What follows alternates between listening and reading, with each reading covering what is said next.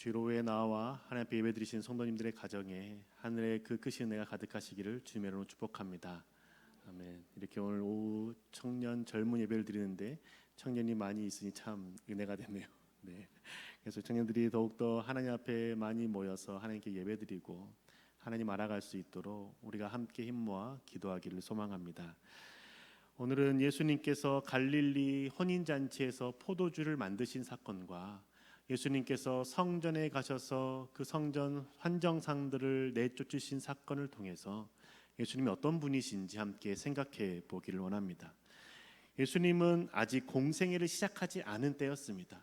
공생애를 시작하지 않은 그때에 어머니 마리아와 제자 5명이 함께 가나안 혼인잔치에 참석합니다. 아마도 예수님과 예수님의 어머님이 함께 참석한 것을 보면 마리아와 가까운 친척의 결혼식이라고 추정할 수 있습니다. 그런데 거기에서 잔치를 베풀고 잔치 가운데 함께 하는데 어느 날 갑자기 포도주가 떨어지게 됩니다. 그 가나안의 혼인잔치는 그냥 하루만 하는 것이 아니라 일주일씩 이어서 하는 잔치이기 때문에 포도주가 떨어지는 것은 난처한 상황입니다. 왜냐하면 제대로 준비를 예비하지 못했기 때문이라고 생각하는 것이죠. 그래서 포도주가 떨어지면 신부의 친척들이 신랑을 상대로 소송을 제기했다라는 문헌이 있을 정도로 포도주가 떨어지는 사건은 큰 사건입니다. 이처럼 포도주가 떨어진다는 것은 큰일이기에 마리아는 누구에게 도움을 요청해야 될지 생각하다가 예수님을 생각하게 되는 것이죠. 왜 예수님이 생각났을까요? 아마도 자신이 예수님을 낳았을 때에 예수님을 임신했던 그 시기에 천사가 와서 했던 말이 기억나지 않았겠습니까? 천사가 너는 성령으로 잉태해서 아들을 낳을 것인데 그가 백성을 죄에서 구원할 것이다 라는 이 말을 들었습니다. 마리아도 실제로 남자를 알지 못하는데 임신한 것을 경험했고 그 임신에서 아이가 태어난 것을 스스로가 너무나 잘 알았습니다. 그리고 예수님과 함께 12살 때 예루살렘 성전에 올라갔을 때 예수님께서 무엇이라고 말했습니까? 성전을 향해서 내 아버지의 집이다 라고 말하지 않았습니까? 예수가 사라진 것을 모르고 한참을 갔다가 하루를 갔다가 다시 돌아왔을 때 예수님을 혼냈을 때 예수님께서 여기가 내 아버지의 집인데 왜 나를 꾸짖냐라고 말했던 것을 마리아는 알고 있는 것이죠. 마리아가 예수님을 통해서 이 문제를 해결할 수 있을 거라 생각했습니다. 그래서 예수님께 말하죠. 이 잔치에 포도주가 떨어졌다라고 말합니다. 예수님이 그래요 어머니 제가 해결하겠습니다라고 말하지 않습니다. 뭐라고 말합니까? 여자여 나와 무슨 상관입니까? 라고 말합니다. 엄마가 와서 포도주 떨어졌으니까 좀 도와줘라고 말하는데 여자여 이게 나랑 뭔 상관입니까? 라고 이야기하는 것이죠. 그러면서 하는 말이 내 때가 아직 이르지 않았습니다 라고 말하는 겁니다. 여자야라고 말하는 것이 낮춰 부르는 것이 아니라 이때 당시에 기나이라는 헬라어로 공손하게 여인이여라고 이야기하는 것이죠. 그리고 나와 무슨 상관이 있습니까? 라고 말하는 것은 그냥 아무런 상관이 없다고 말하는 것이 아니라 당신과 나와의 거리를 조금 두겠다라는 그런 의미로 갖고 있는 겁니다. 왜 이렇게 말하냐면 예수님은 마리아의 아들로 이 땅에 온 게 아니라 하나님의 아들로 이 땅 가운데 왔다라는 것을 마리아에게 알려주는 것이죠. 그러면서 내 때가 아직 이르지 않았다라고 말하면서 아직 포도주를 바꿀 마음이 없음을 이야기합니다. 이 내 때가 이르지 않았다라는 이 말은 그냥 내가 공생애를 시작할 때가 안 됐습니다라고 말하는 게 아닙니다.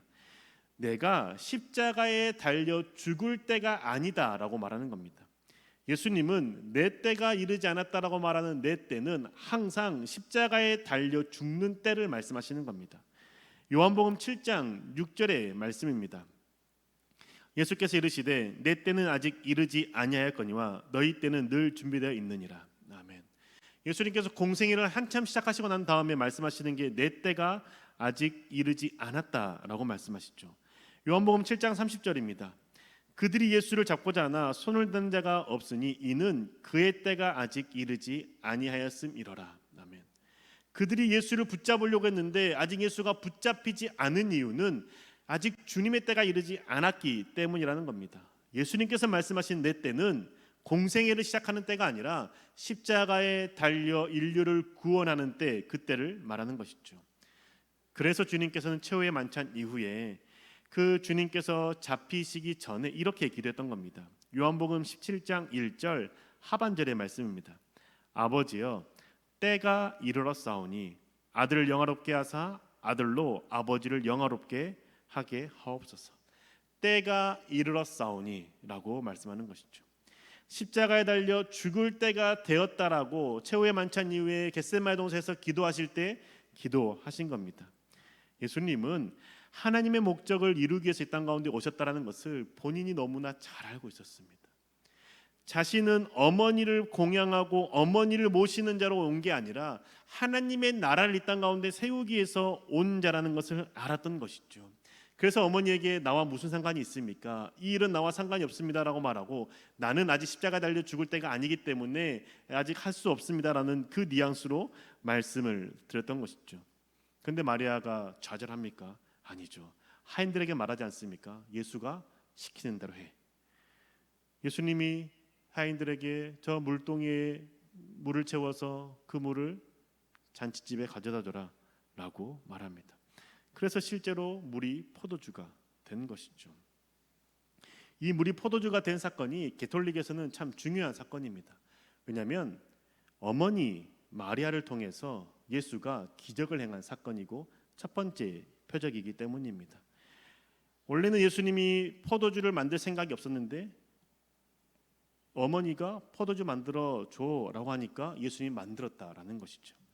그래서 가톨릭은 마리아에게 자신의 기도를 예수님께 전해달라고 마리아상 앞에서 기도하는 겁니다. 그건 마리아가 나의 기도를 들으시고 응답해주는, 내 기도에 대해서 응답해주는 신적인 존재로 마리아 앞에 서는 것이 아니라 나는 예수 앞에 나아갈 수 없는 존재이니 어머니 성모 마리아시여 나의 기도를 예수께 전해주소서라는 의미로 마리아 앞에 서서 기도하는 것이죠. 그러면 예수님께서 그 기도를 들으시고 응답하시는 겁니다. 그렇게 마리아를 숭배하는 게 우상 숭배가 아니라는 것이죠.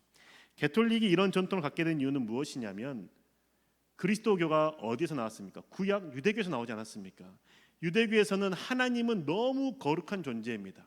하나님의 이름조차 부르는 것이 불가할 정도로 거룩한 존재입니다.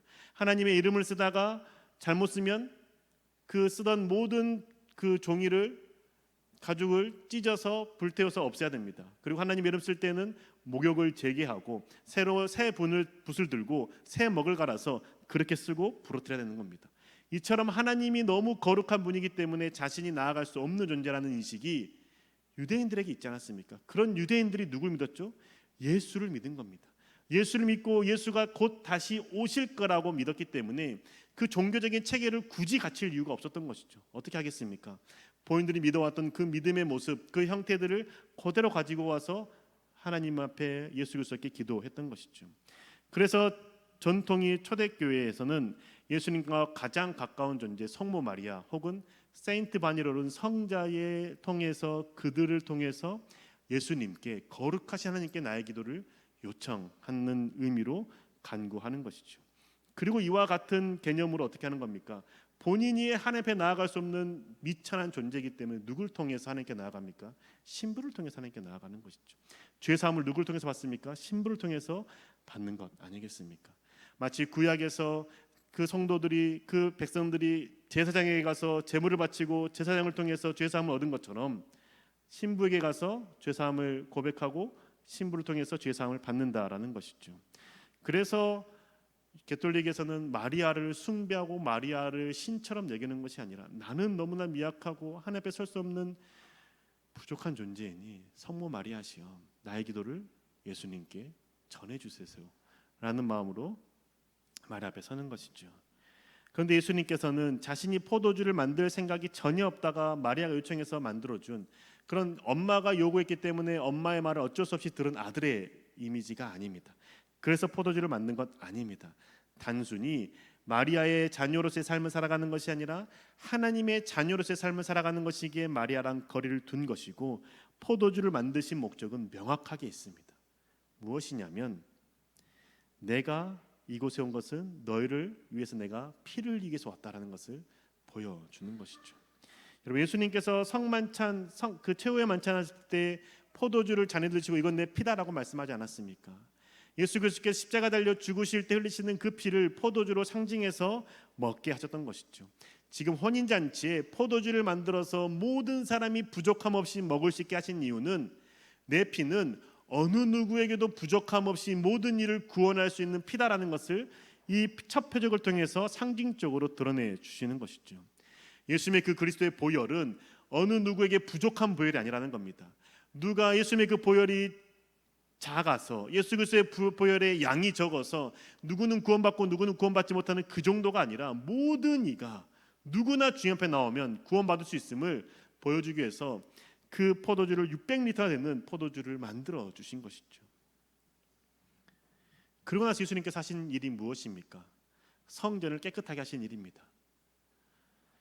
예수님께서 성전에 들어가서 상인들을 엎으시고 환전상을 내쫓으신 사건은 십자가에 달려 죽기 바로 직전에만 있었던 사건이 아닙니다. 요한복음을 통해서 알 수 있는 것은 주님께서 공생애를 시작하실 때 6월절에 들어가셔서 그 환전상들을 쫓아내고 그 재물을 파는 상인들을 쫓아냈습니다. 그리고 나서 십자가 달려 죽으시기 직전에 다시 종려주일 때 가셔서 그렇게 환전상들과 상인들을 쫓아내셨던 것이죠. 왜 그랬을까요? 왜 주님은 그들을 쫓아내셨을까요? 그 이유는 이들이 지금 환전상들이 있고 재물을 파는 사람들이 있는 장소가 이방인의 뜰이기 때문입니다. 이방인의 뜰은 이방인들이 나와서 예배드리는 장소이죠. 하나님 앞에 나아가 예배드릴 수 있는 자는 유대인만이 아니라 이방인들도 하나님 앞에 나아갈 수 있도록 성전에 이방인의 뜰을 두었습니다. 그 이방인의 뜰에서 이방인들이 하나님을 예배하고 하나님의 말씀을 듣고 하나님 앞에 나아갈 수 있는 장소인데, 그 장소를 유대인들 자신들의 예배를 잘 드리기 위해서 거기를 환전상을 두고 예물을 파는 자를 두었다라는 것이죠. 이방인들이 하나님께 예배드리고 하나님을 만나는 기도의 소리가 가득해야 되는 그 장소가 유대인들 자신들만의 신앙을 위해서 상인들의 그 상점화 돼버리는 그 사건을 보고 예수님께서는 그들을 쫓아냈던 것이죠. 그리고 나서 무엇을 하고 말씀하십니까? 내 집은 아버지의 집이지 장사하는 집이 아니라고 말씀하십니다. 그리고 무엇이라고 말씀하십니까? 내 집은 만민이 누구나 기도하는 집이라고 말씀하지 않습니까? 유대인들은 자신들이 예배드릴 수 있으면 이방인들은 소외돼도 괜찮다라고 얘기했던 겁니다. 왜냐? 내가 중요하기 때문에. 하나님께 선택하신 이방인, 하나님 선택하신 유대인들이 하나님을 만나는 것을 중요하기 때문에 온전한 예배를 드릴 수 있도록 흠없는 재물, 그리고 하나님 앞에 성전세를 드릴 수 있는 은화, 그것들이 준비되어져서 우리의 유대인들이 하나님 앞에 예배 드릴 수 있도록 돕는 것이었죠. 물론 거기에는 권력이 위탁되어서 자신들의 이익을 취하고자 하는 부패되는 모습들이 있지만, 주님께서 그들 가운데 꾸짖었던 이유 중에 큰 이유는 너희들만 생각하고 이방인들을 외면하는 것, 하나님께서 그게 싫어서 분노하셨다는 겁니다. 왜냐? 예수님 이 땅 가운데 온 인류를 위해서 오신 분이시기 때문이죠. 예수님께서 이 땅 가운데 십자가 달리신 이유는 유대인뿐만 아니라 이방인들 위해서도 십자가 달려 죽으셨기 때문인 것입니다. 예수님은 유대인들의 죄를 씻기 위해서 십자가에 피를 흘리신 것이 아니라 온 인류를 구원하시기 위해서 십자가에 달려 죽으셨던 것이죠. 살이 찢기시고 모든 피를 흘리셨던 겁니다. 하나님은 유대인들만의 하나님이 아니고 온 인류의 하나님이신 것이죠. 그래서 예수님께 첫 기적을 베푸신 것도 모든 그 잔치의 차림에 참여한 사람들이 다 먹을 수 있는 포도주의 양을 만들어 주셨던 것이고, 그게 예수 그리스도의 그 피를 상징하는 것 아니겠습니까? 어느 누구도 부족함 없이 그리스도의 보혈 앞에서 정결함을 받고 주님의 자녀가 될 수 있음을 상징적으로 보여주신 겁니다. 그리고 나서 성전에 들어와서는 유대인들 너희들만을 위한 예배가 아니라 이방인들도 하나님께 예배드릴 수 있음을 가르치시고자 그들의 환전상들을 뒤집어 엎으시고 비둘기를 파는 자들을 내쫓으시고 상을 엎어버리신 것이죠. 이렇게 행하자 이방인의 뜰에서 예수님께서 모든 것들을 하지 못하게 하자 유대인들이 어떻게 합니까? 당신이 무슨 권한을 이렇게 하십니까? 라고 질문하지 않습니까? 너가 이렇게 하는 것 마땅한 권한이 없으면 성전 경비대를 통해서 붙잡아서 너를 죽일 거야 라는 겁니다. 하나님의 성전을 모욕한 죄, 그 죄로 즉결 판결해서 너를 죽이겠다라는 의미를 가지고 무슨 권한으로, 너에게 어떤 권한이 있기에 이렇게 행했냐라고 질문하는 것이죠. 그때 예수님께서 무엇이라 말씀하십니까? 성전을 헐어라. 내가 사흘 만에 세울 것이다. 너희들이 성전을 헐어라. 그러면 내가 사흘 만에 성전을 일으킬 것이다 라고 말씀하는 것이죠. 근데 이들은 이 말을 깨닫지 못하죠. 왜냐하면 성전을 짓는데 지금 46년이나 걸쳐서 짓고 있는데 아직도 다 완성하지 못한 성전입니다. 그런데 예수님이 3일 만에 짓는다라는 거 불가능하다 얘기했기 때문에 무슨 말인지 아무 이해도 하지 못했던 것이죠. 근데 주님께서 하시는 말의 의미가 무엇입니까? 내가 십자가에 달려 죽어서 3일 만에 이 성전을 일으키겠다라고 말씀하는 것 아닙니까?